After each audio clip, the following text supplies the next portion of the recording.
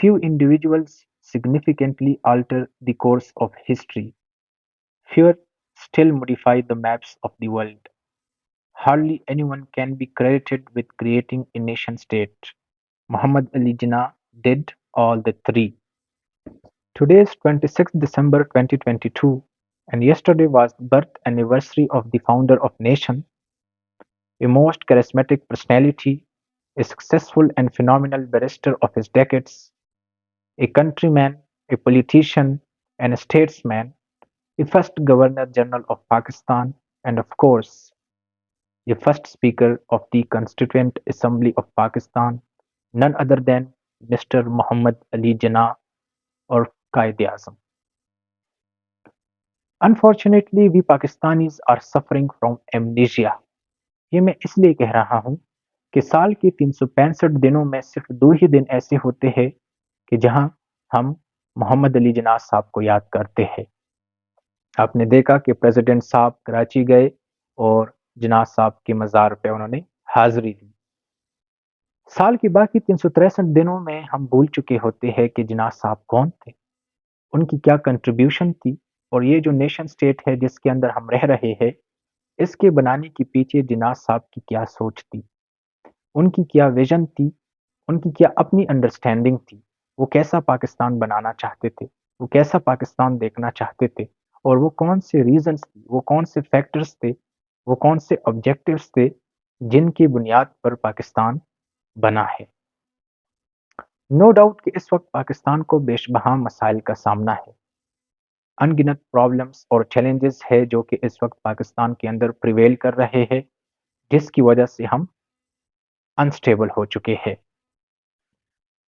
लेकिन मेरी नज़र में इन तमाम मसाइल और इन तमाम चैलेंजेस को हल करने के लिए और इनका मुकाबला करने के लिए सबसे पहले हमें ये समझना होगा कि इस मुल्क के बनाने के पीछे कौन सी और किस तरह की अंडरस्टैंडिंग थी, और उसके लिए हमें सबसे पहले जिन्ना साहब की अपनी लाइफ स्टडी करनी होगी।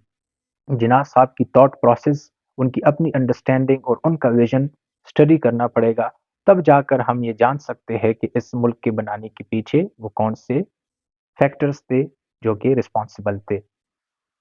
जिन्ना साहब के हवाले से बेशबहा किताबें लिखी गई है, अनगिनत मूवीज और डॉक्यूमेंट्रीज शाया हो चुकी है, थाउजेंड्स ऑफ रिसर्च आर्टिकल्स और स्टडीज पेपर्स वगैरह पब्लिश्ड हो चुकी है। मेरी नज़र में एक किताब है जो कि इंतहाई सादा और सलीस ज़ुबान में लिखी गई है, जिसके अंदर जो कंटेंट है वो इंतहाई थॉरली और एक्सटेंसिवली कॉन्क्रीट रिसर्च और एविडेंस बेस्ड है, और जिसको interestingly government of Pakistan officially endorse करता है कि इसके अंदर लिखी गई जो चीज़ें हैं वो वाकई में ऐसा ही है और जो कि रियलिटी पर ज़्यादा मबनी है। क्योंकि आपको पता है कि तारीख के हवाले से जो किताबें लिखी जाती है वो अक्सर कंट्रोवर्शियल रहती है, उसमें हिस्टोरियन की, ऑथर की अपनी जो प्रेजुडिसेस है, जो उनकी बाइसेस है वो भी शामिल होती है। लेकिन ये एक ऐसी किताब है इंटरेस्टिंगली कि जिसके अंदर मेरी नज़र में हिस्टोरियन की अपने प्रेजुडिसेस और बाइसेस इतने ज़्यादा शामिल नहीं है। उसकी वजह ये है कि ये किताब उस वक्त की जो लाइब्रेरीज और आर्काइव्स डिपार्टमेंट के अंदर जो मैन्युस्क्रिप्ट्स पड़े थे, जो मुख्तलिफ चीज़ें पड़ी थी जिन्ना साहब के हवाले से, उन सब को इकट्ठा किया गया, उनको एक्सटेंसिवली स्टडी किया गया थॉरली, और उसके बाद ये किताब लिखी गई। आप शायद समझ गए होंगे मैं स्टैनली वॉलपट की लिखी हुई किताब जिन्ना ऑफ पाकिस्तान की बात कर रहा हूँ, जो कि मैं अभी आपको दिखाता हूँ। ये है वो किताब जिन्ना ऑफ पाकिस्तान बाय स्टैनली वॉलपट। ये 1984 में पब्लिश्ड हुई है। स्टैनली वॉलपट एक अमेरिकन हिस्टोरियन है जो कि कैलिफोर्निया यूनिवर्सिटी में उन्होंने अपनी खिदमत सर अंजाम दिए है। उनकी अपनी स्पेशलिटी साउथ एशियन हिस्ट्री के हवाले से है, लेकिन इसके अलावा पर्टिकुलरली वो इंडियन सब कॉन्टिनेंट की तारीख के ऊपर उनकी ज़्यादा तसनीफ़ है। जिन्ना ऑफ पाकिस्तान कायद-ए-आज़म मोहम्मद अली जिन्ना की बायोग्राफी है। इसके अलावा उन्होंने जुल्फ़िकार अली भुट्टो के ऊपर भी एक किताब लिखी है, और हिंदुस्तान की जो लीडर्स है महात्मा गांधी और जवाहरलाल नेहरू वगैरह, उनके हवाले से भी उनकी तसानीफ मौजूद है। जिन्ना ऑफ पाकिस्तान एक ज़ख़ीम किताब है, इसमें कोई शक नहीं, लेकिन इसका जो सेलिंग पॉइंट है वो ये है, एक तो ये कि सबसे ज़्यादा पढ़ी जाने वाली किताब है, اور جتنے بھی ریسرچ اسکالرس ہیں وہ جب اپنی ریسرچز کرتے ہیں تو ان میں اس کتاب کا حوالہ ضرور دیتے ہیں، تو یہ ایک ورلڈ موسٹ سائٹڈ بک بھی آپ اس کو کنسیڈر کر سکتے ہو۔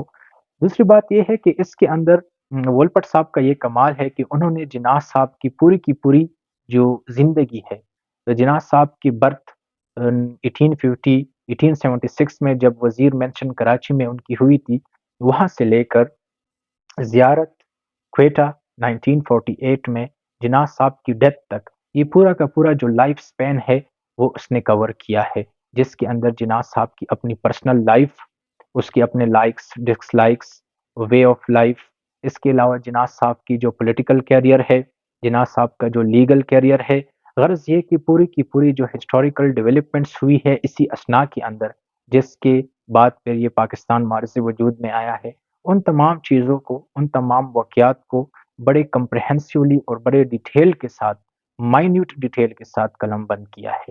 تو آپ نے اس کتاب کا ضرور مطالعہ کرنا ہے۔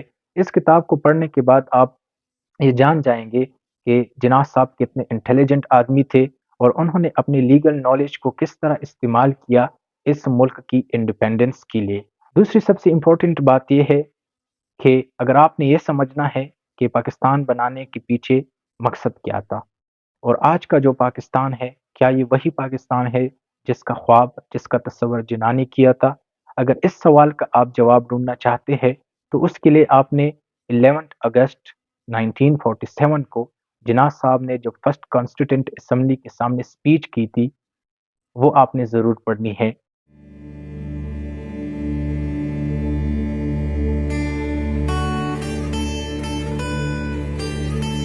آپ آزاد ہیں، آزاد رہیں۔ آپ لوگ اس ملک پاکستان میں اپنی اپنی عبادت گاہوں، مسجدوں یا مندروں میں جانے کے لیے۔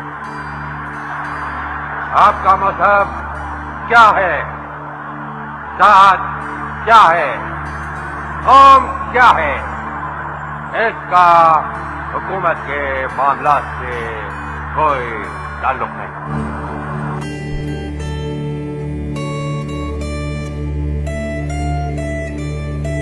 And the life and the property and the religious belief should be fully protected by the state at any cost.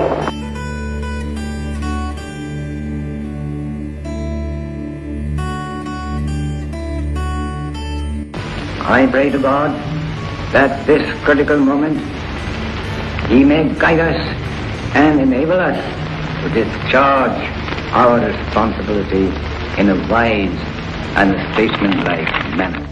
اس 11 اگست کی سپیچ کے پڑھنے اور سننے کے بعد آپ یقیناً جان گئے ہوں گے کہ محمد علی جناح کی اپنی کیا انڈرسٹینڈنگ تھی، ان کا اپنا کیا ویژن تھا، وہ کیسا پاکستان دیکھنا چاہتے تھے۔